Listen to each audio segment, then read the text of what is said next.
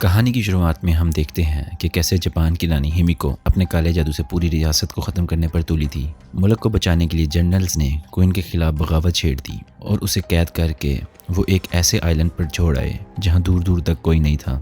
सालों बाद Lord Richard craft के हाथ एक पुराना नक्शा लगा जिससे ये पता लगाया जा सकता था कि हिमिको को किस आइलैंड पर छोड़ा गया था। रिचर्ड ने अपनी बेटी को तो लंदन में ही छोड़ दिया था और खुद हिमिको को ढूंढने के लिए निकल पड़ा। इस बात को 7 साल हो चुके थे और अब एक बड़ी हो चुकी लारा MMA फाइट कर रही थी। लड़ाई के दौरान उसकी ओपोनेंट लारा पर भारी पड़ रही थी। जल्दी उसने लारा को चोक होल्ड में पकड़ लिया।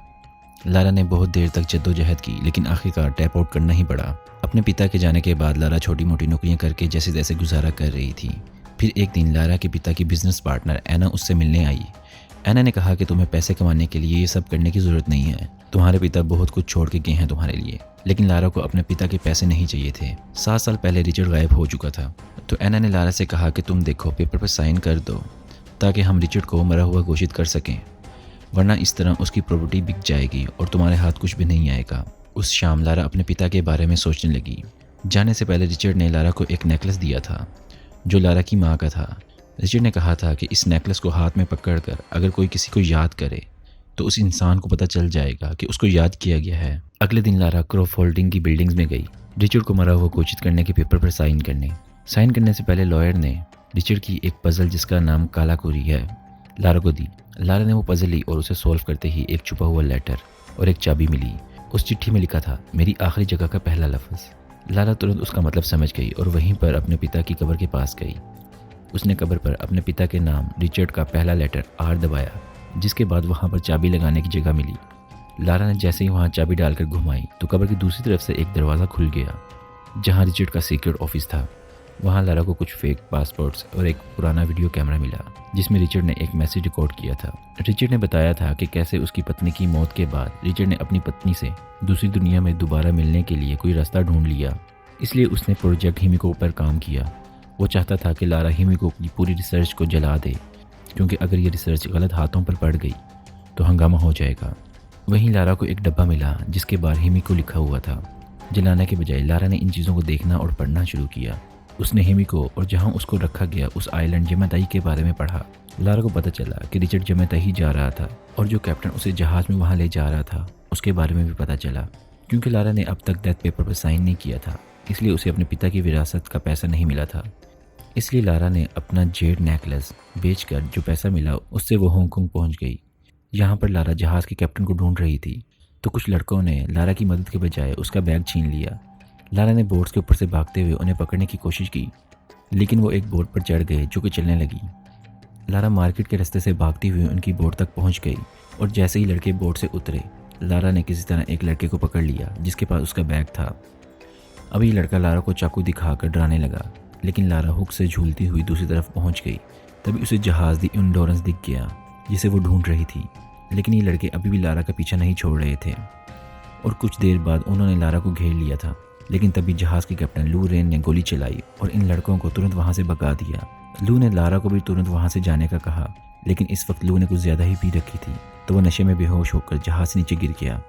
लारा ने लू के ऊपर पानी फेंका उसे जगाने के लिए और तभी अपने पिता का वो लेटर दिखाकर लू से रिचर्ड के बारे में पूछने लगी। लेकिन लू ने बताया कि मेरे बाप का नाम भी लू है और हो सकता है कि तुम्हारा बाप मेरे बाप की बात कर रहा हो, और सच बताऊँ तो मेरा बाप खुद भी गायब है, क्योंकि अब लू और लारा दोनों के पिता ट्रिप पर गायब हुए थे। तो लारा ने उसे बताया कि ये दोनों जमेताई जा रहे थे। लारा को अपने पिता की डायरी में कुछ कोड्स मिले जहां वो दोनों गए होंगे। लू ने अंदाज़ा लगाया कि ये कोड्स घड़ी की सुइयां हैं, जिससे लारा ने मैप पर निशान लगाया कि आइलैंड आखिर किस जगह पर होगा। लू ने देखते ही कह दिया कि आइलैंड बहुत खतरनाक जगह पर है, वहाँ जाना खतरे से खाली नहीं है, और वैसे मुझे तो अपने बाप से कोई फ़र्क नहीं पड़ता। लेकिन फिर कुछ देर बाद जब उसने अपने पिता के साथ अपनी एक बचपन की फ़ोटो देखी तो उसने एक बार दोबारा सोचा। लारा ने वहाँ पर ही कुछ चीज़ों से अंदाज़ा लगाया कि पिछली रात तुम जुए में सारे पैसे हार चुके हो। लारा ने मदद करने के लिए लू को काफ़ी पैसे ऑफर दिए। लू मान गया और फिर इन दोनों ने यमाटाई आइलैंड की तरफ अपना सफ़र शुरू किया। रास्ते में अपने पिता की डायरी पढ़ते हुए लारा को रिचर्ड के सामान में एक एशियन पजल मिली। उससे पता चला कि हिमिको को एक बंद दरवाजे के पीछे कैद किया गया था, जिसे खोलने का तरीका रिचर्ड को मिल गया था। उस आइलैंड पर भी हिमिको की जगह तक पहुँचना बहुत मुश्किल होने वाला था और वहाँ तक पहुँचने के लिए उन्हें बहुत सारी मुश्किलें झेलनी होंगी। इस मिशन के दौरान रिचर्ड के ऊपर एक ऑर्गेनाइजेशन नज़र रखी हुई थी जिनका नाम ऑर्डर ऑफ ट्रिनिटी था। ये ऑर्गेनाइजेशन तिलिस्मी शक्तियों का इस्तेमाल करके इंसानों के ऊपर राज करना चाहती थी। रिचर्ड को इस बात का डर था कि अगर इन लोगों को हिमको की ताकत मिल गई तो वो क्या क्या नहीं कर सकते। खैर एक रात जब लारा की आंख खुली तो उसने देखा कि बाहर खतरनाक तूफान चल रहा है। वो ब्रिज पर चढ़ गई और जहाँ लू जहाज़ को कंट्रोल नहीं कर पा रहा था। लारा ने देखा कि वो लोग जमाटाई आइलैंड के बहुत करीब हैं, लेकिन बड़ी बड़ी लहरें अब जहाज़ को बार बार दूर फेंक रही थी। लू ने लारा से जहाज़ को खाली करने को कहा, लेकिन लारा अपने कैबिन में रिचर्ड की डायरी लेने गई और उससे वो पुरानी वजह पीछे ही छूट गई। तभी जहाज़ की टक्कर एक बड़ी चट्टान से हो गई और लारा पानी में गिर पड़ी। उस तूफान ने लू और लारा को अलग अलग कर दिया। लारा किसी तरह किनारे पर पहुंच गई और उसने देखा कि इस आइलैंड पर तो और भी लोग हैं। तभी किसी ने उसे पीछे से मारा और बेहोश कर दिया। अगले दिन लारा उठी तो उसने देखा कि वो एक टेंट में है, जहाँ उसके साथ मैथियास वोगल नाम का एक आदमी था। मैथियास ने लारा से कहा कि बिल्कुल तुम्हारी ही तरह मेरी भी एक बेटी है। मैथियास ने बताया कि वो आइलैंड छोड़कर तब तक अपने घर वापस नहीं जा सकता जब तक उसका काम पूरा नहीं हो जाता। जब लारा ने अपना बैग चेक किया तो मैथियास ने उसे बताया कि रिचर्ड की डायरी अब मेरे पास है और अब उसे वो सब कुछ मिल चुका है जो उसे चाहिए था। मैथियास ने बताया कि तुम्हारे बाप को हमने पकड़ लिया था और उसने हमारी बात नहीं मानी, जिसके बाद हमें उसे मजबूरन मारना पड़ा। यह सुनकर लारा का दिल बैठ गया कि उसके पिता अब इस दुनिया में नहीं है। फिर मैथ्यूस ने आदेश किया कि सभी लोग यहाँ से कहीं और चलने वाले हैं। रास्ते में नू ने लारा को बताया कि यहाँ पर काम करने वाले ज़्यादातर वर्कर्स या तो ऐसे मछुआरे हैं जिनका जहाज़ डूब गया और वह यहाँ पहुँच गए, या फिर ऐसे लोग जिन स्मगलर्स के जाल में फंस गए। लारा ने बताया कि मैथियास ने मेरे पिता को मार दिया है और जल्द ही लू को वर्कर्स से पता चला कि उसके पिता को भी मार दिया गया है। लारा ने लू से माफ़ी मांगी कि मैं तुम्हें इस खतरनाक जगह पर ले आई। रिचर्ड की डायरी से मैथियास को हिमिको की टोम की एंट्रेंस मिली और सभी वर्कर्स हटा के लारा और लू भी सेंटर्स के रास्ते को साफ करने लगे। तब भी एक बूढ़ा आदमी कमजोरी से गिर पड़ा, लेकिन एक गार्ड ने कहा कि बुढ़े खड़ा हो और काम कर। तभी लारा और लू उस बुढ़े आदमी की साइड लेते हुए गार्ड से भिग गए, लेकिन तभी मैथियास पीछे से आया और उस बुढ़े को गोली मार दी। लू ने कस्सी उठाकर गार्ड की तरफ फेंकी ताकि लारा को वहां से बचकर भागने का मौका मिल जाए। जैसे ही लारा भागी तो एक आदमी ने उस पर गोलियां चलाना शुरू कर दी, लेकिन लू ने ऐन वक्त पर उस पर हमला करके लारा को बचा लिया। लू भी मौका देकर उसके पीछे भागा, लेकिन मैथियास ने उसकी बाजू में गोली मार दी। लारा पहाड़ी पर पहुंची और गिरे हुए पेड़ पर चढ़कर उसे पार करने की कोशिश करने लगी, लेकिन गोलियां चलने की वजह से वहां से नदी में गिर पड़ी। लारा नदी से निकलने की कोशिश कर रही थी और जैसे ही वह झरने के पास पहुंची, लारा ने क्रैश हो चुके एयरप्लेन के विंग को पकड़ लिया और किसी तरह उसके ऊपर चढ़ गई, लेकिन बदकिस्मती से उसके वजन से वह खराब हालत में प्लेन टूटने लगा। लारा जल्दी से प्लेन के मेन हिस्से की तरफ भागी और उस विंग को टूटने से पहले लारा किसी तरह प्लेन की बॉडी में कूद गई, लेकिन अब वो पूरा का पूरा प्लेन ही टूटने लगा और जाकर दो पहाड़ियों के बीच अटक गया। लारा को किस्मत से वहाँ एक पुराना पैराशूट मिल गया और जैसे ही लारा गिरी उसने पैराशूट खोल लिया।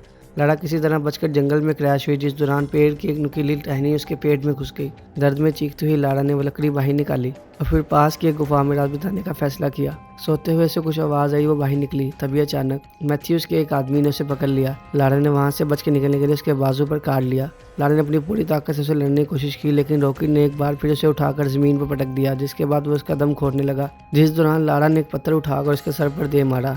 इसके बाद लारा ने उसे पकड़कर उसका मुंह कीचड़ में दे दिया ताकि वो सांस न ले पाए और कुछ ही देर में रॉकेट मर गया। लारा भी इस बात से शौक में थी कि उसने किसी इंसान की जान ले ली है। तभी उसकी नजर अंधेरे में किसी इंसान पर पड़ी और लारा बिना सोचे समझे उसका पीछा करने लगी। उसने देखा कि यह आदमी एक पहाड़ी चढ़ रहा था। जब वो उसके पास पहुंच गई तो उसने देखा कि ये और कोई नहीं बल्कि उसका पिता रिचर्ड है। रिचर्ड को लगने लगा था कि यह सिर्फ उसका वहम होगा, उसकी बेटी यहाँ कैसे हो सकती है, लेकिन लारा ने रिचर्ड को भरोसा दिया कि वो सच में यहाँ आ चुकी है। उसे देखकर रिचर्ड की आंखें भर आई और उसने पूछा कि तुम यहाँ क्या कर रही हो। लारा घायल थी तो रिचर्ड ने उसके घाव पर पट्टी की और कहा तुम आराम करो, यह वादा करते हुए कि इस बार मैं तुम्हें कभी अकेला नहीं छोड़ूंगा। अगले दिन वर्कर्स ने हिमिको के टोम का रास्ता साफ कर दिया, जिसके बाद मैथियास ने किसी को फ़ोन किया। लारा सुबह उठी तो उसने देखा कि रिचर्ड दाढ़ी बना रहा था, जिसमें लारा ने उसकी मदद की। रिचर्ड ने बताया कि लारा को छोड़कर जाना उसके लिए बहुत ही मुश्किल था, लेकिन हिमिको की वजह से वो साइलेंट से जा नहीं पाया।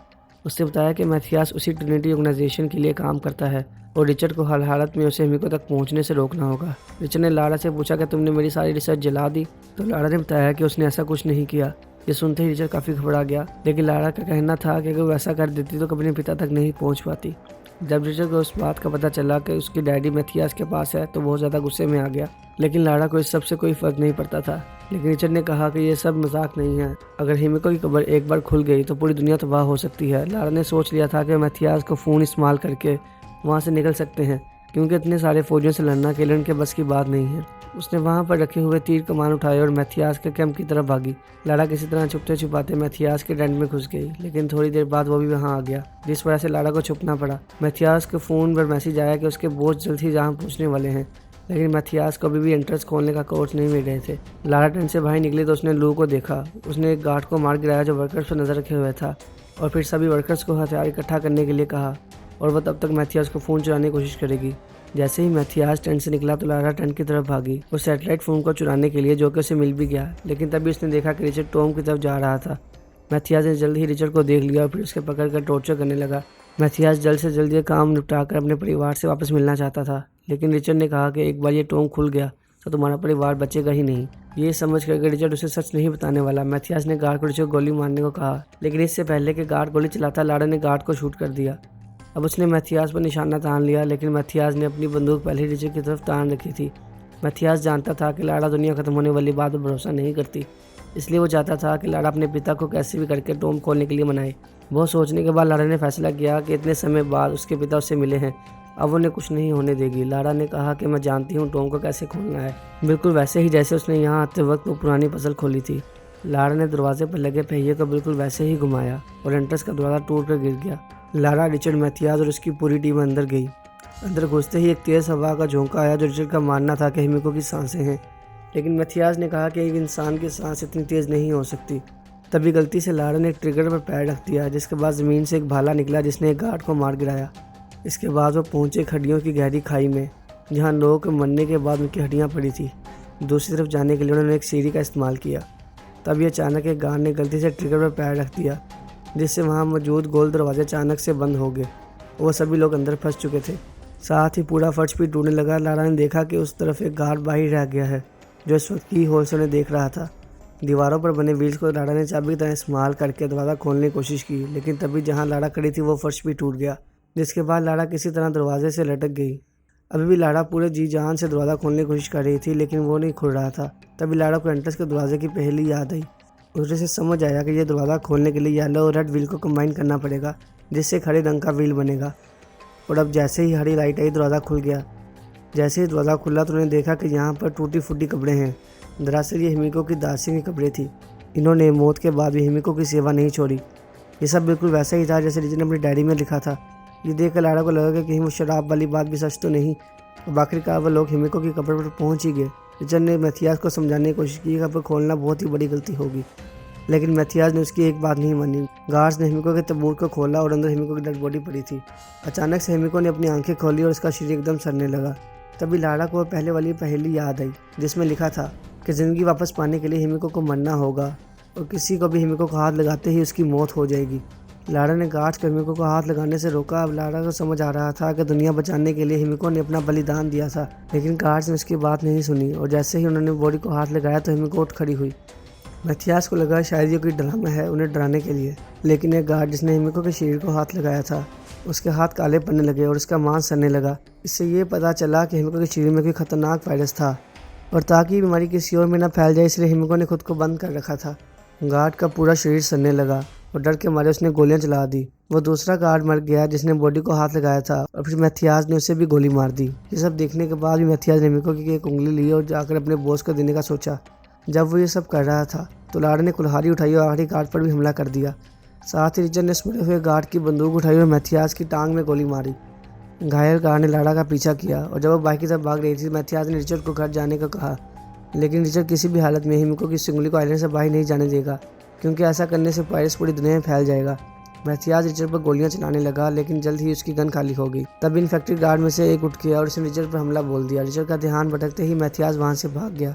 रिचर्ड ने गार्ड को गोली मार दी, लेकिन अब गार्ड ने उसे छू लिया था, जिसका मतलब था कि ये वायरस अब रिचर्ड के अंदर भी आ चुका है। रिचर्ड ने अपना खून रोकने के लिए अपने बाजू पर पट्टी बांधी ताकि उसकी बॉडी में वायरस बहुत धीरे धीरे फैले। वहीं लारा मौका देकर दासियों की कब्र में छुप गई, लेकिन उसका पैर एक हड्डी पर पड़ गया, जिसकी आवाज़ से गार्ड ने उसे ढूंढ लिया। अब उन दोनों के वजन से कब्र टूट गई और लारा गिरकर एक दूसरे कमरे में पहुंच गई। गार्ड भी उसके साथ ही वहां गिरा था। तभी लारा को एक ट्रिगर दिखा तो वो उस पर चढ़ गई, जिसके बाद बहुत सी पैनी लकड़ियों के टुकड़े उन पर बरसने लगे, जिनमें से एक गार्ड पर गिरे और तुरंत मारा गया। जल्दी लारा वापस हिमिको के टॉम में आई, लेकिन रिचर्ड ने उसे दूर रहने को कहा, क्योंकि अब इसके अंदर भी वायरस आ चुका था। उसने लारा को मैथियास को रोकने के लिए कहा, तब तक वो हिमिको के टॉम में आग लगा देगा। लारा किसी भी तरह रिचर्ड को बचाना चाहती थी, लेकिन रिचर्ड अपनी मौत को स्वीकार कर चुका था। रिचर्ड ने कहा कि मेरे लिए यही बहुत बड़ी बात है कि मैं अपनी बेटी को दोबारा देख पाया।